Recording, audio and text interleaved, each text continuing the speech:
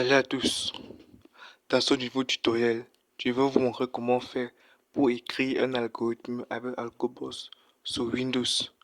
Tout d'abord, si tu es nouveau à voir mes tutoriels, je t'invite à aller t'abonner à ma chaîne YouTube et à liker la vidéo, commenter et activer la cloche de notification pour ne rater aucun de mes nouveaux tutoriels. Bon, nous allons écrire un algorithme qui permet de calculer le périmètre d'un rectangle avec AlgoBoss. Pour ce faire, on exécute AlgoBoss en patiente. Une fois AlgoBoss ouvert, vous cliquez sur Nouvelle note, vous tapez Déclarer une nouvelle variable. Ici en bas, déclarer une nouvelle variable. On va mettre par exemple A. Type de variable, c'est un nombre, bien évidemment. On tape Déclarer une nouvelle variable. Déclarer une nouvelle variable, on va mettre par exemple B, qui est toujours de type nombre. On va encore déclarer une variable. Déclarer une nouvelle variable. On va mettre P, qui veut dire périmètre, toujours nombre. Bon,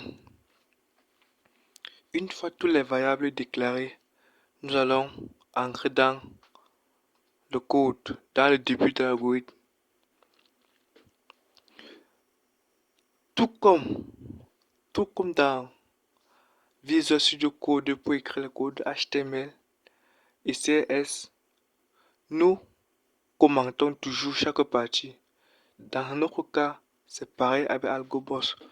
Nous pouvons cliquer ici là pour mettre un commentaire.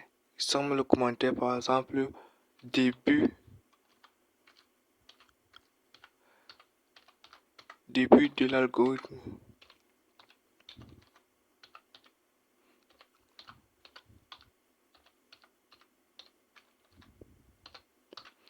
Je tiens à rappeler que un commentaire dans un code, dans n'importe quel code, n'apparaît jamais dans l'exécution. Je m'explique. Un commentaire sert juste à expliquer chaque bout de code. Bon, on tape sur OK. Maintenant, on tape sur Nouvelle ligne. Bon, une fois que nous avons déclaré la variable A de type entier, B, A de type nombre, B de type nombre et P de type nombre, nous allons maintenant ajouter un message. Donc, on clique sur Ajouter, afficher message. On tape Ancrer la valeur de A. Je tiens ici à rappeler que A ici représente la longueur, B la largeur et P le périmètre. Ok. Dans ce cas, vous avez la possibilité de cocher de cliquer cliquer ici pour faire un retour à la ligne. Donc quand un utilisateur va taper ancrer une valeur de A, la valeur là va s'afficher en bas dans un retour à la ligne. Ici, pendant notre cas, oui, ajouter un retour à la ligne, on tape oui. Maintenant, on tape sur nouvelle ligne, on tape ajouter ligne variable, ajouter ligne variable. On va lire la variable A. Oui. Maintenant, on tape sur nouvelle ligne, on tape ajouter, afficher message. On tape maintenant ancrer la valeur de B. Deux points.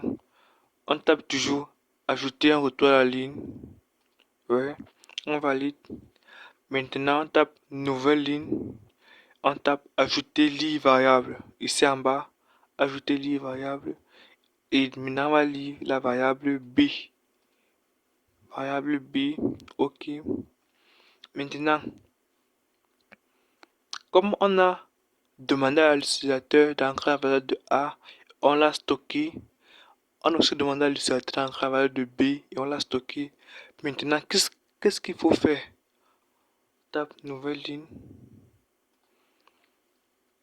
Maintenant, on va mettre un petit commentaire ici. On va mettre formule 2. Formule 2. Calcul du périmètre.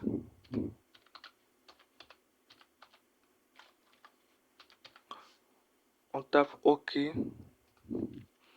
Maintenant, nouvelle ligne. Maintenant, dans ce cas, comme on sait bien que pour calculer le périmètre d'un rectangle, c'est longueur plus largeur fois 2. Maintenant, on va affecter cette valeur-là à la variable P. Maintenant, on va maintenant taper sur affecter valeur à variable. On tape ici. Et maintenant ici, la variable A. Ici, on va définir la variable qui va être stockée. Dans notre cas, c'est P. Et bien ça, on va mettre la formule. On va mettre A plus B fois 2. Et on tape sur OK. Maintenant, quand on a fini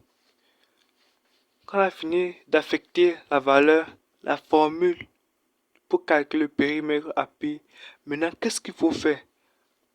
On va maintenant afficher la valeur de P. On tape sur une nouvelle ligne. On peut taper commentaire. Comme il est bien dit, les commentaires ne s'exécutent pas. Elle permet juste d'expliquer un bout de code. Ça va mettre affichage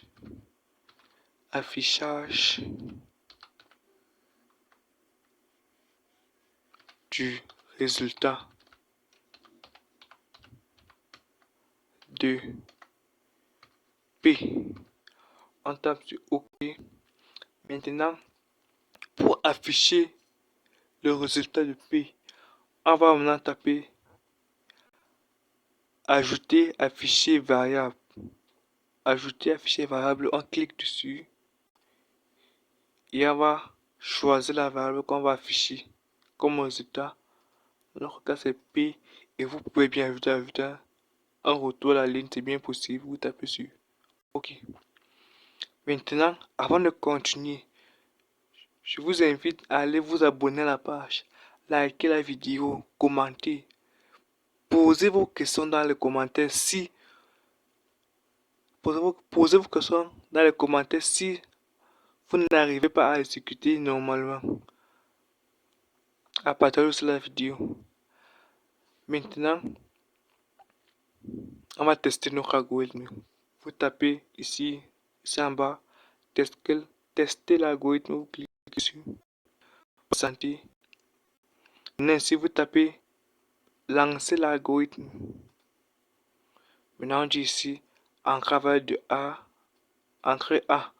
On tape par exemple 2, on entre en de B, on tape 2. Donc, on tape 2, oui. C'est un exemple. Oui. Maintenant, le résultat de P nous affiche 8. Et ça, on a dit P prend la valeur de A plus B fois 2. Comment c'est que?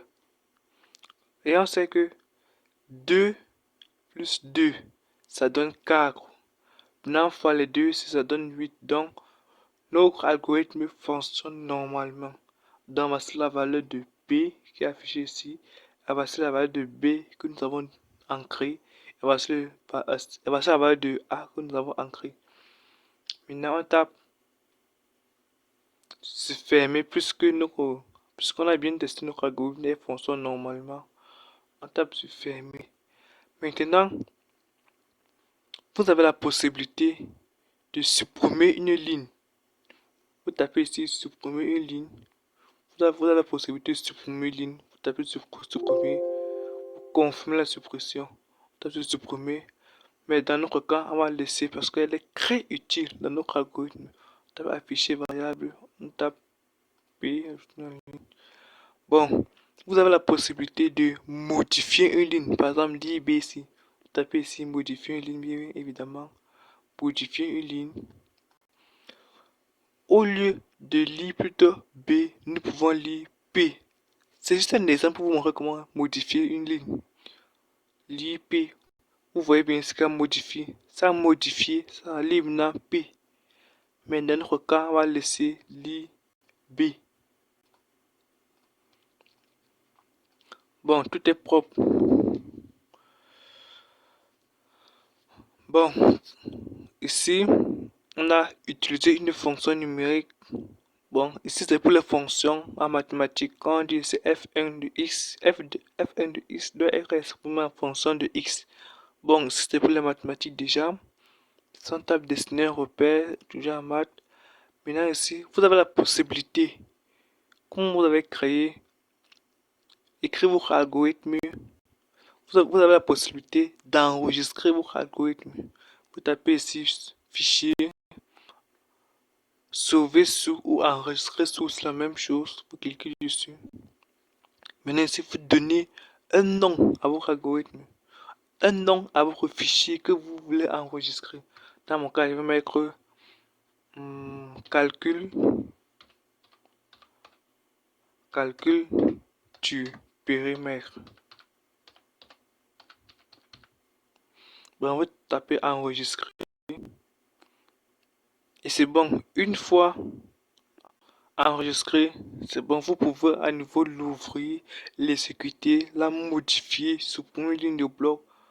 Bon, tout. Ici en haut, vous avez les options affichage. Vous pouvez changer la police de l'interface. Les options, vous pouvez configurer l'exécution de l'algorithme.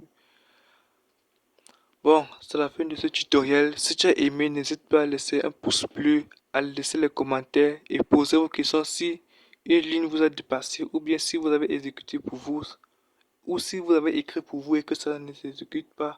Posez-moi une question dans les commentaires et je vous répondrai. C'est la chaîne Inush Kama. Merci.